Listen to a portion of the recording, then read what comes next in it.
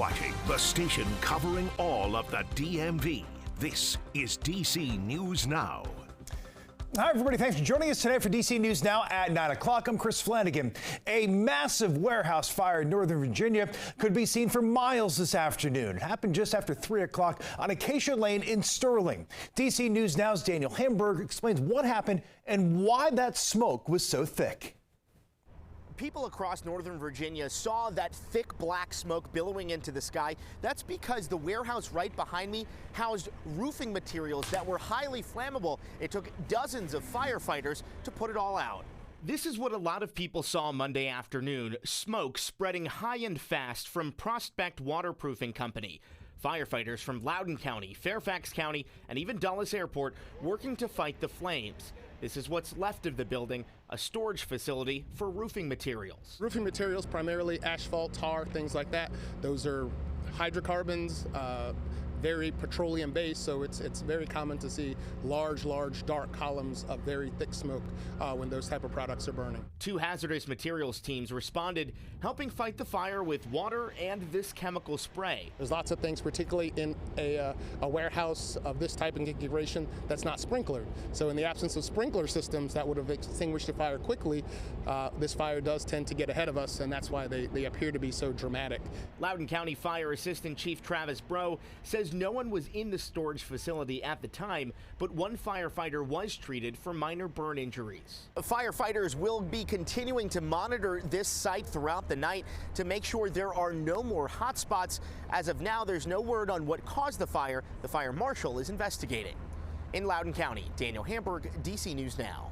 For more on this work, Chief Meteorologist Janessa Webb. And Janessa, anytime chemicals are involved, of course, it's a concern with the wind. Yeah, definitely saw wind flow this afternoon. I know we dealt with the clear skies, but we've transitioned to this kind of northwesterly breeze. Right now, our current forecast just shows you light to variable winds for central Loudoun County out towards Winchester as well. But we saw gusts around that time of that fire up to about 20 miles per hour. And so that helped that plume and that billowing happen for that smoky conditions across the region. Sustained winds, they have not been out of hand this afternoon, so it really helped firefighters across the entire region. Right now it's very low, and we're going to continue to see light to variable winds. The good news, any smoke that you're dealing with out towards Loudoun County, parts of DC, streaming up towards western Maryland, it's not allowing visibility to really go down. You're seeing perfect 10s at this point, but as that was started to happen, you saw visibility down to about 5 to 7 miles in front of you,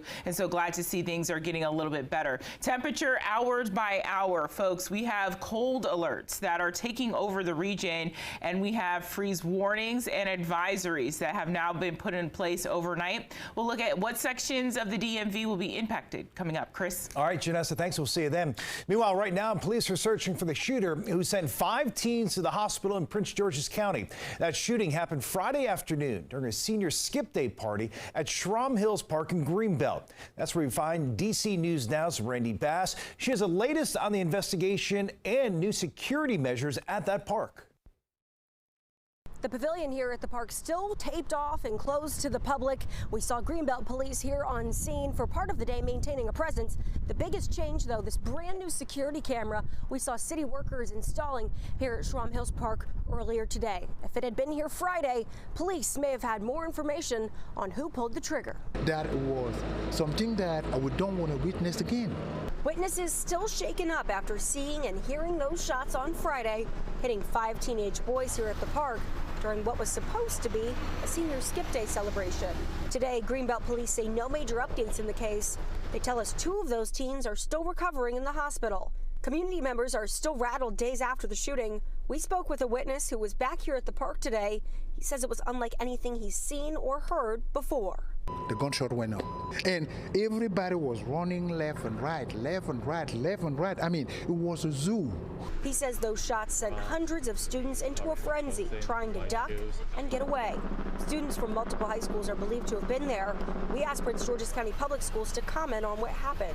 The school system saying it was a senseless act of violence, and additional security and crisis staff are at impacted schools this week.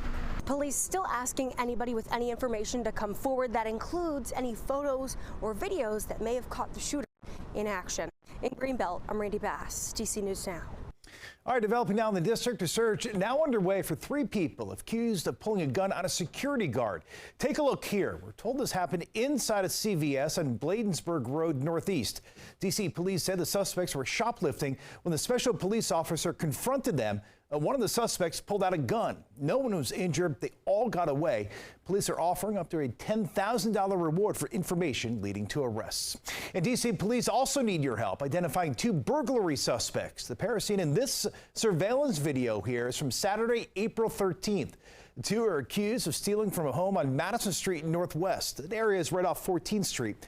Anyone who can identify the suspect asked to call D.C. police. In Virginia, Fairfax County police have made another arrest in an illegal street takeover that happened last month. 20-year-old Brandon Santos is facing several charges, including assaulting a law enforcement officer. You may recall this happened Easter Sunday in Springfield. This dash cam video shows dozens of masked men surrounding a police cruiser, even jumping on top of it and banging on the cruiser's windows. Several other people are already facing charges. Well, Prince George's County is hoping a new program that brings more security cameras will help reduce crime. The program offers a $200 rebate for installing security cameras on homes and businesses. An additional $100 will be offered to reduce subscription costs. Now, to qualify, you must be in a high priority area. That includes Langley Park, Glass Manor, and Walker Mill. Systems must be registered with the county. Officials say applications will be reviewed within 45 to 90 days. All right, back in the district, there is a new route for the D.C. Pride Parade. It will not be going through the historic DuPont neighborhood. You see right here, that route on your screen.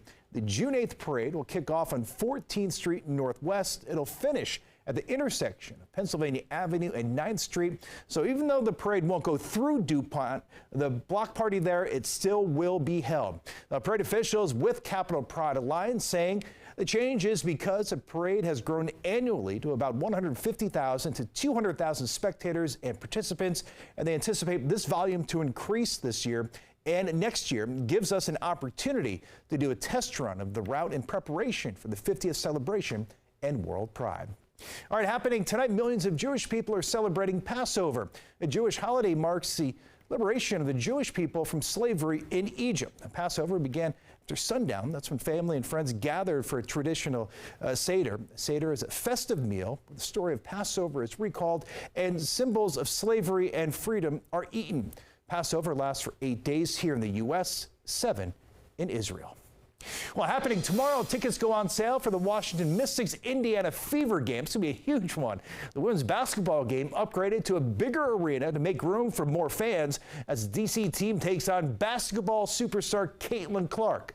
Our reporter, Marielle Carbone, joining us live tonight from Capital One Arena, where that June game will now take place. And Marielle, a lot of people are vying for seats there. It's really a hot ticket in town.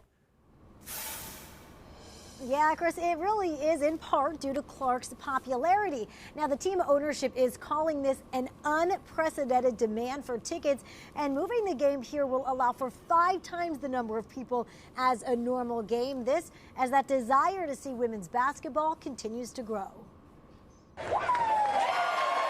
The name Caitlin Clark, now a household name, after the basketball superstar dominated in March Madness. Obviously, the Caitlin Clark thing has been huge. I think she's fun to watch. She was the draw. She was the star. Now playing for the Indiana Fever, her team is set to take on the Washington Mystics June 7th.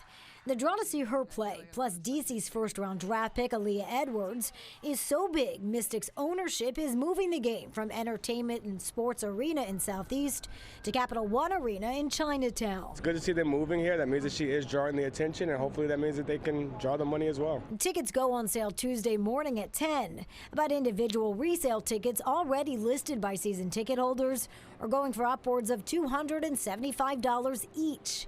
Compare that to the Mystics game against Chicago Sky the night before, where tickets started about $100. I don't think I've ever heard that before.